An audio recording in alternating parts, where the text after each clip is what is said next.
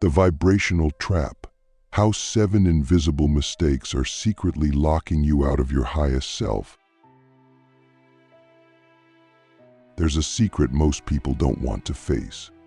It's not the universe that's holding you back. It's not your karma. It's not bad luck. It's you. It's the unconscious habits, thoughts, and emotional patterns you repeat every single day that are silently lowering your vibration. And if you don't catch them, they become traps, invisible prisons, and you might never realize you're even inside one. You could spend your entire life chasing healing, success, peace, and spiritual awakening, while unknowingly sabotaging all of it by making the same 7 fatal mistakes. Mistakes that seem small on the surface, but are massive in frequency. They carry a vibration that repels miracles, love, abundance, and alignment. And worst of all, some of these mistakes are things we've been taught to do by culture, family, even some spiritual teachers. That's why we're going to expose them one by one. Not to shame ourselves, but to free ourselves. Because once you see the trap, you can walk out of it. The first fatal mistake is so common it's almost invisible. Judging yourself for feeling low. Think about it. You feel sad. You feel anxious. You feel off. And instead of meeting that with compassion, what do? You panic. You say, "Oh no, my vibration is low." You start obsessing over fixing it. You label it as bad. And in that moment, you've just doubled the frequency of the very thing you're trying to escape. You've added resistance to your pain. And resistance is a low-frequency energy that turns temporary emotions into chronic suffering. The truth is, your vibration doesn't drop because you feel something heavy. It drops when you judge that feeling, when you contract around it, when you rush to fix instead of listen. What if we understood that low emotions are not blockages? They're messages, invitations into deeper presence, deeper healing, deeper truth. So ask yourself, what if my sadness wasn't a problem, but a doorway? What if my anxiety wasn't a flaw, but a signal from my soul calling me back into alignment? The second mistake is this: consuming low-vibe energy like it's harmless. We live in a world of endless noise, news cycles designed to trigger fear, social media built to addict your attention, gossip disguised as entertainment. Every time you scroll through drama, every time you absorb fear-based narratives, every time you entertain conversations that drain you, you are feeding the vibration of chaos. And that vibration doesn't just disappear. It integrates into your field. It becomes your baseline. You start to think it's normal, but it's not. It's toxic. And unless you take radical responsibility for your energetic diet, just like you would with food, you will keep pulling yourself down without realizing why. The truth is, high vibration is not just about what you do. It's about what you consume, what you allow into your eyes, your ears, your thoughts, and your heart. So ask yourself, if my energy was a garden, what seeds am I planting every time I scroll, watch, or tune in? What would happen if I became ruthlessly selective about what I feed my spirit? The third fatal mistake is spiritual bypassing. And this one is dangerous because it looks like progress. It feels like healing, but it's actually avoidance wearing a spiritual mask. You say, everything happens for a reason, but deep down you haven't faced your grief. You say, I forgive them, but you haven't felt your anger. You say, I'm high vibe only, but really, you're terrified of your own shadows. You've built a spiritual identity that's allergic to discomfort, and that identity will trap you in a loop of suppression, not liberation, because you can't ascend by avoiding your humanity. You ascend by honoring it, meeting it, integrating it.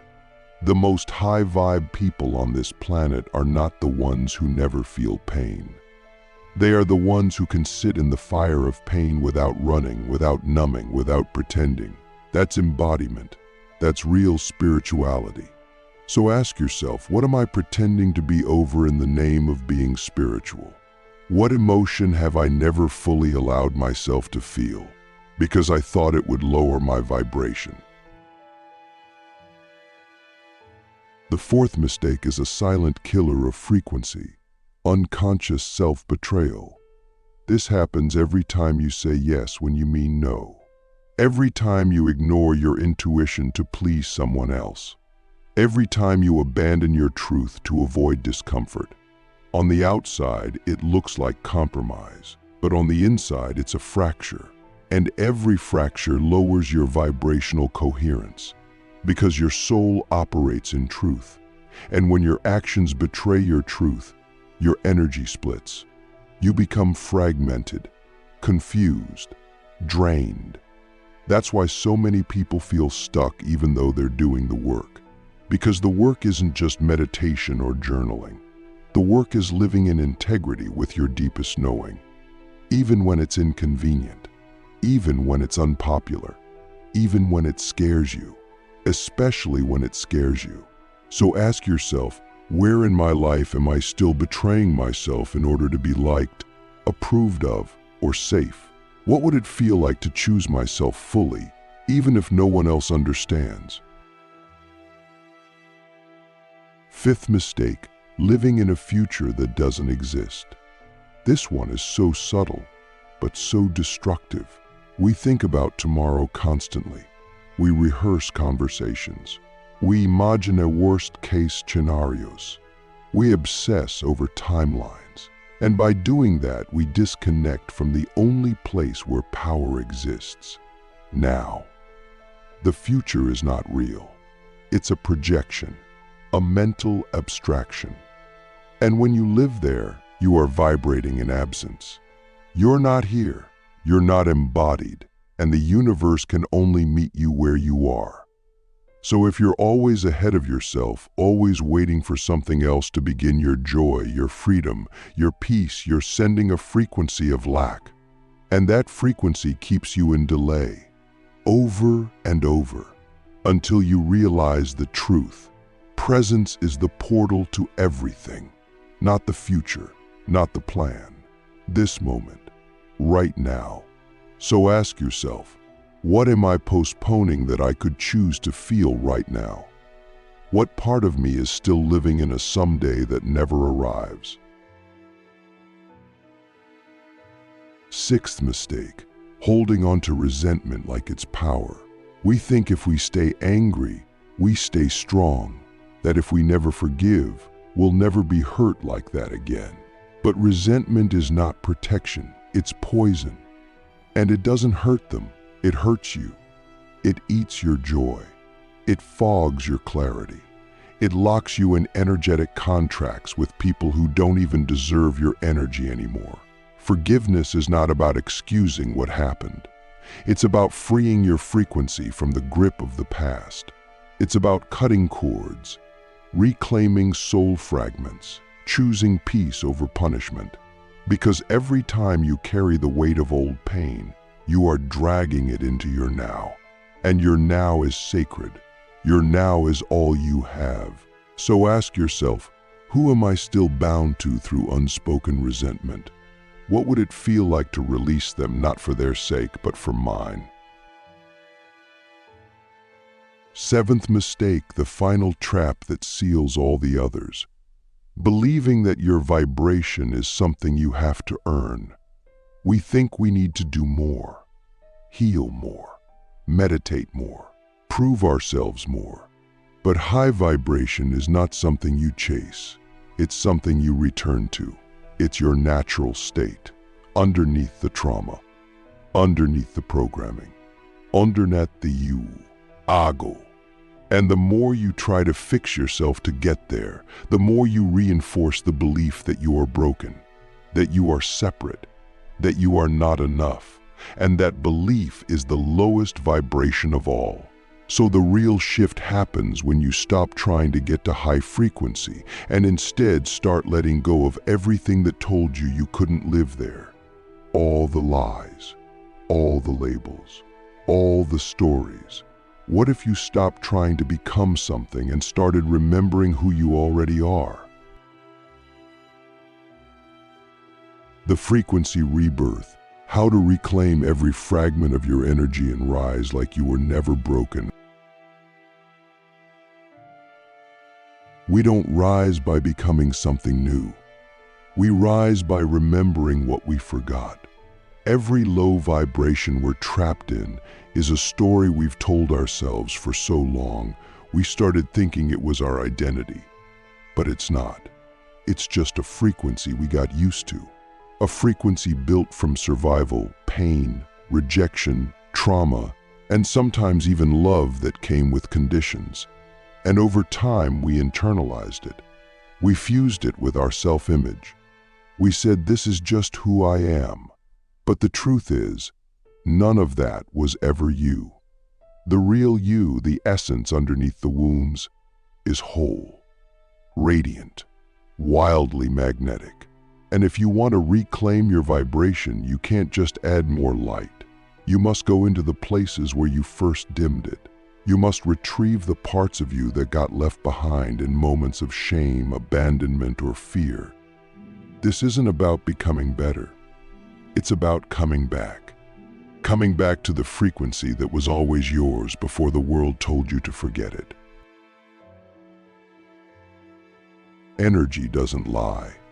That's why you can do all the right things, meditate, say affirmations, drink green juice, and still feel disconnected. Because your mind might be saying, I'm healed, but your energy is still carrying the weight of unspoken grief, dormant guilt, or inherited stories that never belonged to you. That's why healing isn't intellectual, it's energetic, it's visceral. It's in the trembling of your chest when you finally let yourself cry for something you never grieved. It's in the rage that erupts when you realize how long you've silenced yourself to keep the peace. It's in the stillness that follows when you finally stop running. And that's when your vibration begins to rise, not because you forced it, but because you stopped resisting the truth of who you are. So I ask you, what emotion have you buried so deep you forgot it was still shaping your life? And what would happen if you gave it permission to speak for the very first time? This is the work of energy reclamation. To go back not to relive the pain, but to rescue the power you left there. Imagine your life as a timeline of moments where parts of you fractured, moments where you had to be smaller to survive, quieter to be accepted, tougher to avoid pain. In each of those moments, a piece of your vibration was sealed off. And until you go back, through memory, through presence, through ceremony, you'll keep living with a portion of your power offline. You'll feel it as stagnation, confusion, or chronic fatigue that no physical rest can solve. Because it's not your body that's tired, it's your spirit. It's tired of acting like a version of you that was never real. That's why the deeper you go into shadow work, inner child healing, or ancestral clearing, the lighter you feel. Not because you're adding something, but because you're finally dropping what was never yours to carry. So ask yourself, if I could speak to every version of me that I abandoned to survive, what would I say to them now? And what wisdom do they hold for me in return? One of the most powerful practices I've ever done, something I still do, is sitting in silence and calling back my energy from every person, place, and version of me that no longer serves. Not with force, with love. I close my eyes and say, I call back my energy from every relationship that drained me. I call back my power from every lie I believed about myself. I call back my joy from every place I learned to be numb. I forgive myself for leaving, and I welcome myself home. Like puzzle pieces clicking in. And I realize I was never missing. I was just scattered. And now I'm whole again. This isn't just poetic, it's quantum. When you call your energy back, your frequency recalibrates. You stop leaking power into the past. You stop vibrating in memories. You become fully present, and presence is the highest vibration of all. But let's go deeper, because there's one more layer to this that most people ignore. You can't rise in vibration if your nervous system is still locked in survival. You can't meditate your way into peace if your body believes you're not safe. You can't manifest freedom if your inner child is still bracing for punishment. That's why nervous system regulation is not optional, it's foundational. Your vibration is not just your thoughts. It's the frequency of your biology. It's in your breath, your tone of voice, your posture. So if you want to rise, you have to teach your body what safety feels like. You do that through breath work, through stillness, through movement, through boundaries, through slowing down, through saying no without apology. You do it every time you remind your body, you don't have to perform anymore. You're safe now. You're home. So ask yourself, what does my nervous system still believe it needs to brace for? And how can I show my body that the war is over? As your nervous system softens, your energy becomes more open. And as your energy opens, life starts responding differently. People treat you differently. Opportunities find you. Synchronicities unfold. Not because you forced it, but because you finally stopped blocking it. That's the paradox of vibration. The higher you go, the less you chase, the less you prove. You become a beacon, not a beggar, and that energy is undeniable. People won't always know what changed, but they'll feel it. They'll say, there's something about you, and what they're sensing is your coherence, your wholeness, your truth. You've stopped leaking energy into trying to be enough, and you've started living like you already are. That's magnetism. That's quantum alignment. That's reality bending around your frequency instead of you bending yourself to match the world.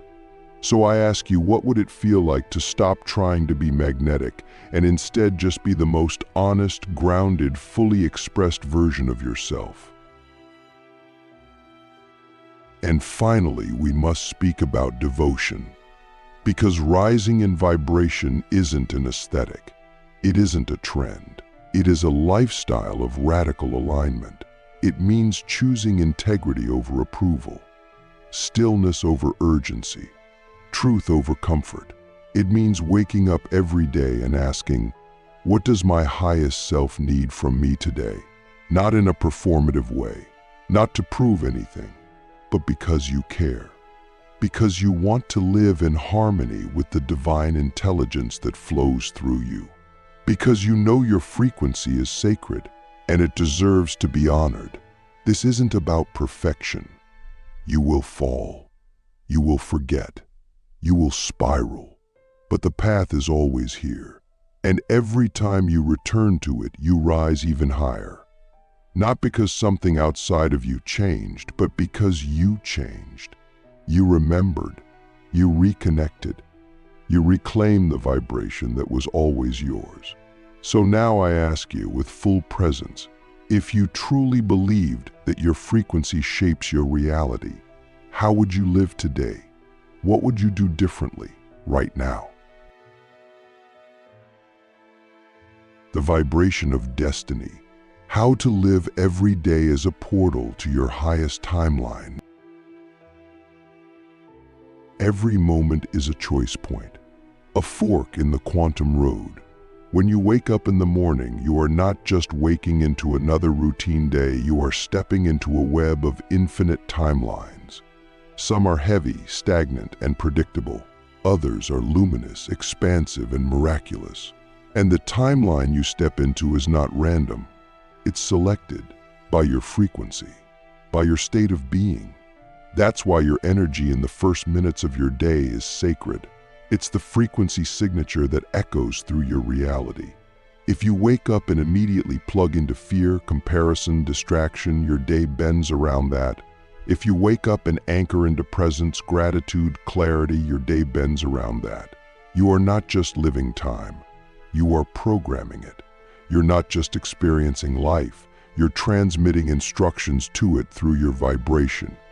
So the real question becomes, what frequency am I choosing to broadcast before I even leave my bed? And what timeline does that frequency belong to? When we understand this, we stop waiting for big moments to feel aligned. We stop outsourcing destiny to some future date or external validation. We realize this is the test. This is the initiation. The way you walk to your kitchen, the way you breathe between tasks, the way you speak to strangers. These are not mundane details, they are portals. Each one is a vibrational cue, summoning a version of reality that matches your presence. That's why spiritual mastery isn't about doing more, it's about doing the ordinary with extraordinary awareness. That's how you live as your highest self, not just during rituals, but during rush hour, not just on retreats, but in traffic. Because your destiny doesn't just arrive one day, it's built choice by choice, frequency by frequency. So ask yourself, what if my highest timeline is waiting for me to simply act like it's already here? How would I walk, speak, and breathe if I knew today was the day everything shifts? To live in alignment with your highest timeline, you must also become radically honest about your leaks. Energy leaks are the silent killers of destiny. Every time you engage in something that drains you, you water down your vibration. You dilute your clarity. You confuse the universe. One moment you're aligned, the next you're scrolling mindlessly, saying yes to things that feel like a no, entertaining people who don't respect your frequency. And then you wonder why things feel off. It's not a mystery, it's math. It's frequency math. Energy leaks pull you out of coherence, and coherence is the prerequisite for miracles. So to live as a portal, you must become a guardian. You must protect your energy like it's your most sacred asset, because it is.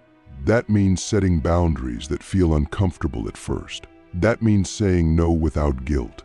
That means unplugging from noise, even when the noise is popular. So ask yourself, where am I still leaking energy in the name of being liked, informed, or entertained? And what would it look like to seal those leaks, starting now? There's also a deeper layer to this work that most people never reach. Embodied prophecy. That's when you stop waiting for signs and start becoming the sign. You stop asking for proof and start living like the proof. That's when your life stops being a question mark and becomes an exclamation point.